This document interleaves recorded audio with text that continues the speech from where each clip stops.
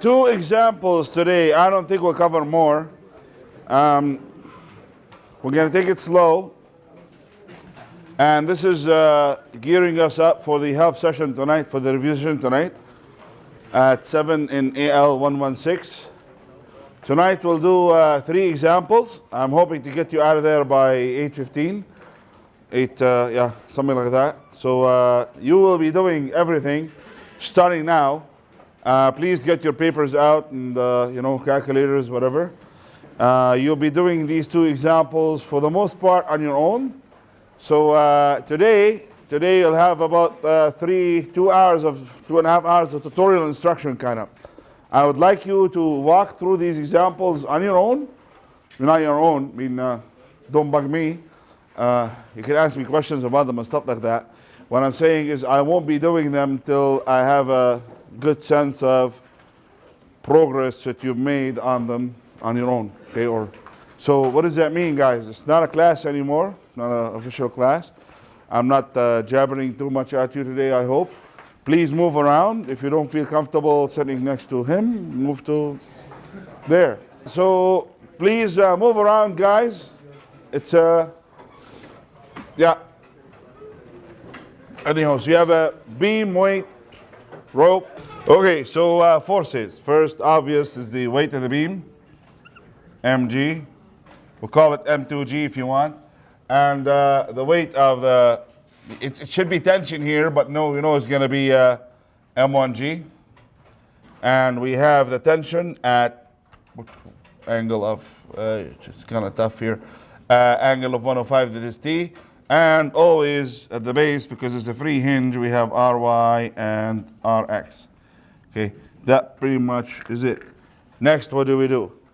Okay, let's think about this for a sec. Some of the forces in the x direction, is that a good idea? What do I know? 1, 2, 3 unknowns. Some forces x, that's a good starting point. Why wouldn't it help us in this case? Close your laptop, please.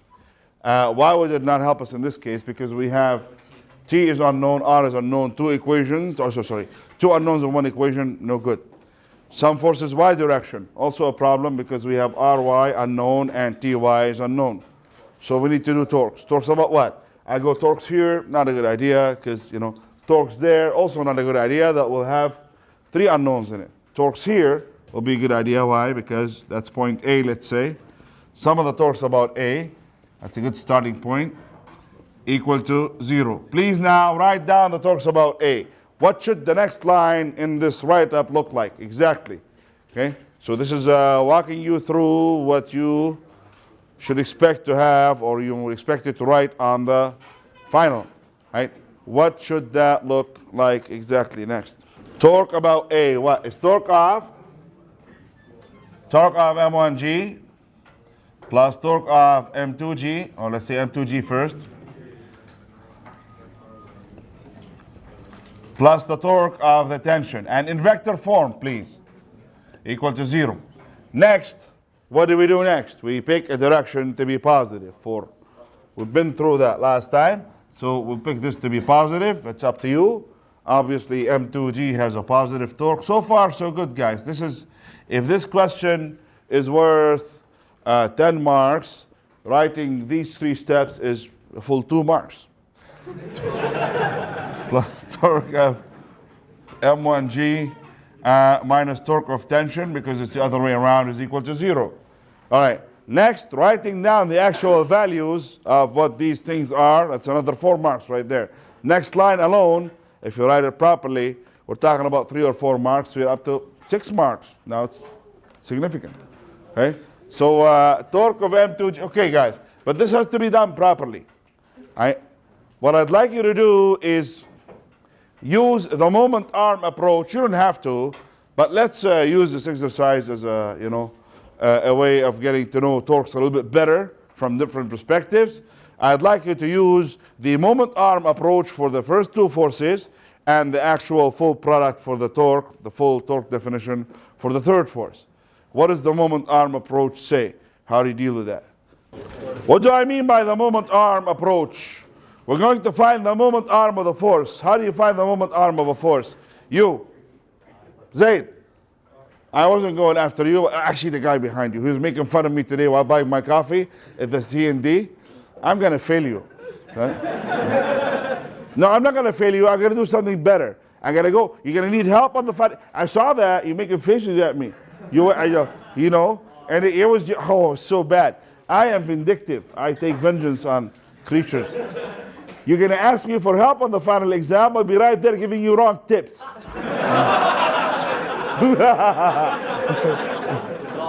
Anyhow, so no, he wasn't making fun of me. How would you do the moment arm approach? 1, 2, too late. Come down here. Sorry, man.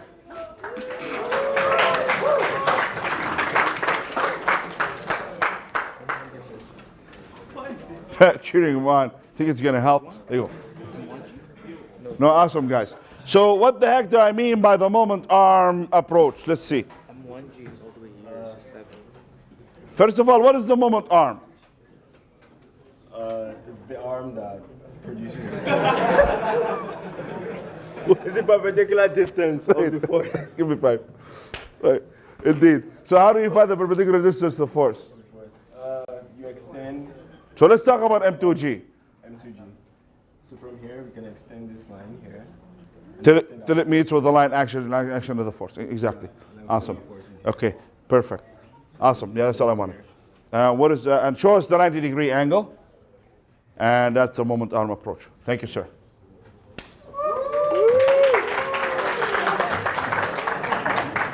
So what did he do? Extended the force till he found the perpendicular distance. That is the moment arm. The moment arm for a given force, the moment arm is by definition the perpendicular distance between the pivot and the force.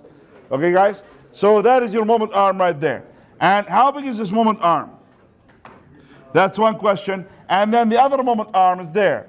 How big is this moment arm? Let's focus on these two parts.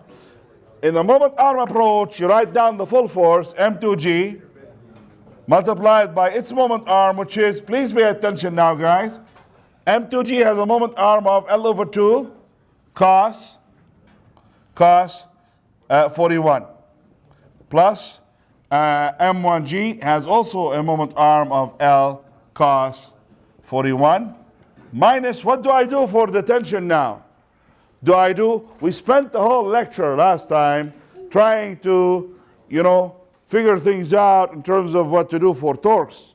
Sometimes it was easy to break up it was easier to break up the force, sometimes to find the perpendicular distance, sometimes to find the full product. Those of you who are thinking, I want to find moment arm, not a good idea. Why? Because how do you get moment arm? You got to extend this force till you find the perpendicular distance. That's a mess. I don't want to do that. Those of you who are thinking of breaking up T into that, and also that's okay, but still too much work right now. The best thing to do is what? So from a Z pattern, that other angle is 41 between our. That angle? No. Make a horizontal there. We don't need that, buddy. And another is going to be But 69 degrees. the bloody angle is given. Yeah, but then you have to subtract 41 from that. No, it's 105. What the hell? Mark? 10. Same thing. No, but if you want the perpendicular. That I'm done.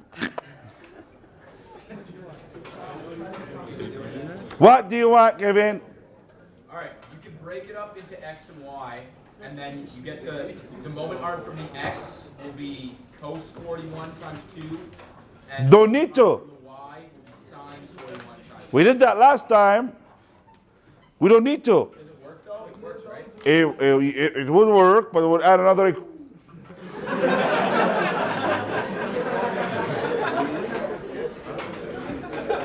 Burn. He burned me. No. Right, okay, what? All you need to take the first definition of full product of the torque, the full definition of the torque. It's simply equal to what? 2 times T times sine of 110. Cool, Mark? Yeah? So that's it. We don't need to break it up, but you got T right there. Now, later on, we're going to need to do what you said about the Z pattern, whatever.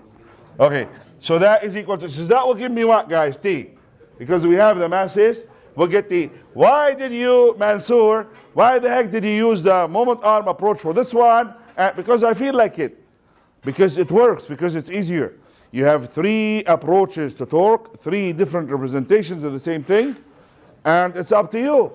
What you need to do is optimize the speed with which you use these so you can solve the problem efficiently. Yes? I thought the angle was the 3 tail to tail. No. Smallest angle between. Actually, the proper definition of the angle is what? For a cross product. Extend the first vector, go counterclockwise, so should be this angle here. But that angle is 70. And 70 and 180 have the same sign. So we really don't care. You find an angle, you put it in. Okay, guys. So T will be equal to whatever. I'm not going to go through the solution.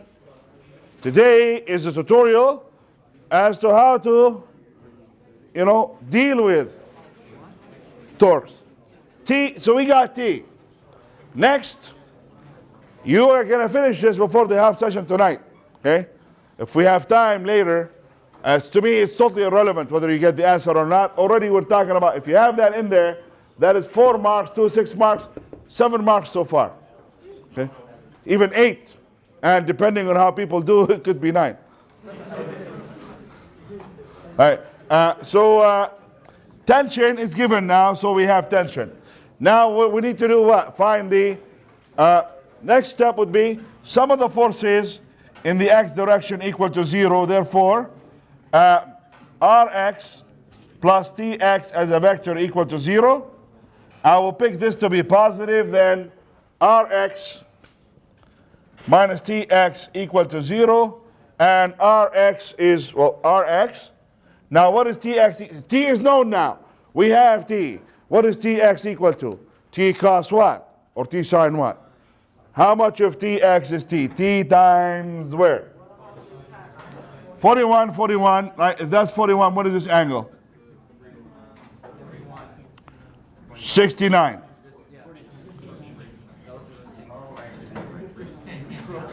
69 degrees. That angle is 69 degrees. So T cos 69 degrees equal to 0. All right, you're expected to work with the angles. And these are pretty easy. And you go sum of the forces in the y direction now. Sum Fy equal to 0. Therefore, Ry plus Ty plus M1G plus M2G is 0. Picking up to be positive, I get Ry plus T sine 69 minus M1G minus M2G equal to 0. All right? If you guys have answers for us, that'd be nice.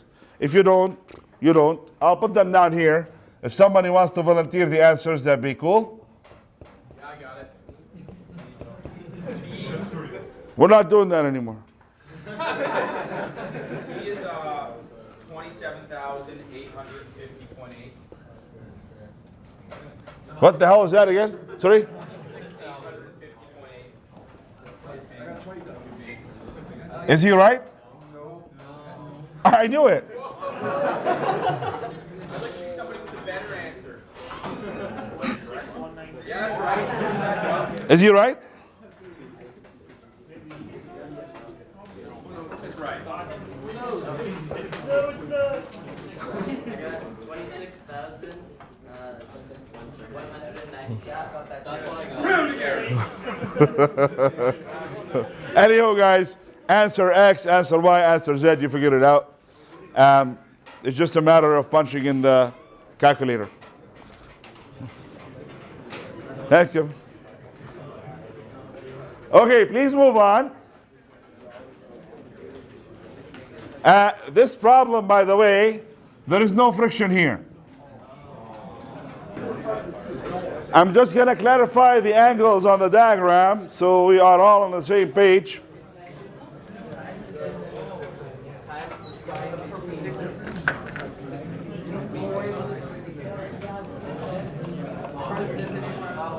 Yeah.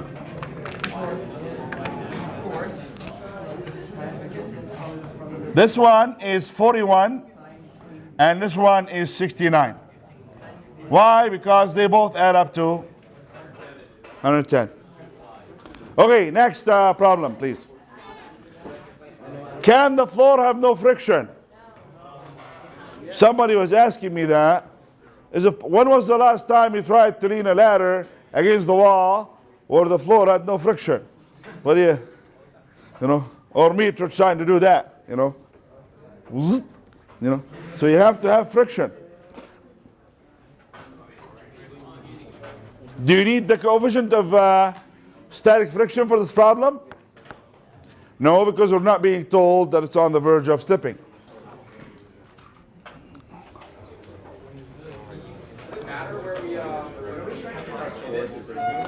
No, no. Yeah, but if you pick the top end, you're stuck with a two unknown one equation system. In principle, it does not matter. You just have to be wise about. By the way, tonight, who cannot make it tonight?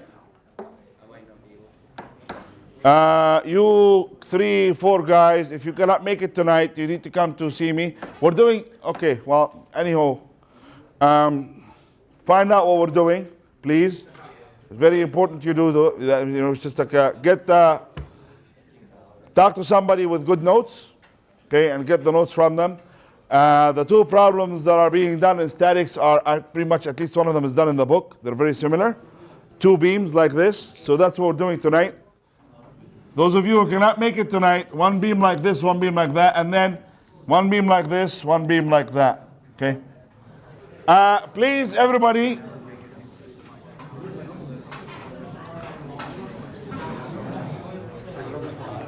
Free body diagram. What do we call this force? RY? Nah, not nice. R is usually for a hinge. N ground, and F static, force of friction. And here we have what? N wall. What about a force in this direction? None, because there is no friction and there is the weight mg. Okay, let's think about this for a sec now. Guys, some of the forces in the x direction. In statics problems, we have seen that you usually need to start with some sort of torque equation. If I begin with some of the forces in the x direction, is that a good idea? No. Why? Because that and that are unknown in one equation. I don't want that. Some of the forces in the y direction. Would that work? Yes, today it would. Why? Because n equals to mg. Let's not do either though. Let's, as usual, begin with torques. I'd like you to use the moment arm approach. Tito. Tito. You're going to come down and demonstrate the moment arm approach.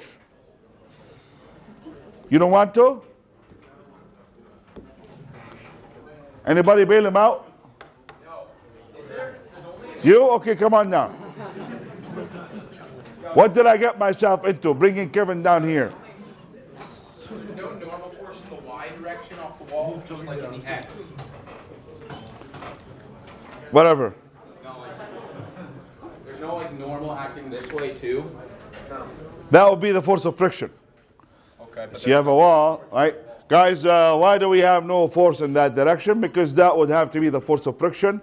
And this is saying no friction there, so there's only that force. So where would the moment arm for mg be?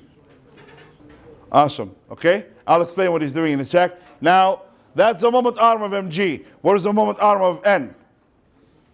N wall. We're talking about the pivot at the center. Excellent, awesome. So that's the moment arm for L sine theta. Thanks, man.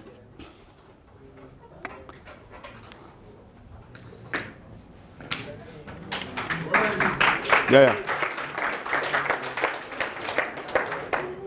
Okay, so this assumes that we're doing sum of torques about point A equal to 0. And I've got, well, I mean, next line should be torque of whatever forces act on A, mg plus torque of normal equal to 0. Guys, why did I not pick this to be the pivot? If I did that as a pivot, it is good because it eliminates one unknown. What do you mean by eliminate? In the torque equation, some forces show up, some forces don't, depending on the choice of pivot. When you choose the pivot to be up there, you, in the torque equation about that point, you have to include all the forces that exert torques about that point. What forces exert torques about that point? If I pick that to be A. That does not count, so that's out. But we have mg, that, and that. Two unknowns on one equation. Not a good idea. A is here. Right? And some torques about A eliminates already N ground and F. So I got N wall. I will pick this to be positive. Therefore, tau mg is positive minus tau of N wall equal to 0. And tau of mg equal, you could do distance times force times sine angle, but you guys, in a problem like this, it is more advantageous to use the moment arm approach. You go say, my moment arm for this force is the perpendicular distance. You stretch the force, stretch the distance out till you find that distance there. And that distance is L over 2 cos theta. Okay? So for the mg, we have mg multiplied by L over 2 cos theta minus N wall times its moment arm, and the moment arm of N wall is there.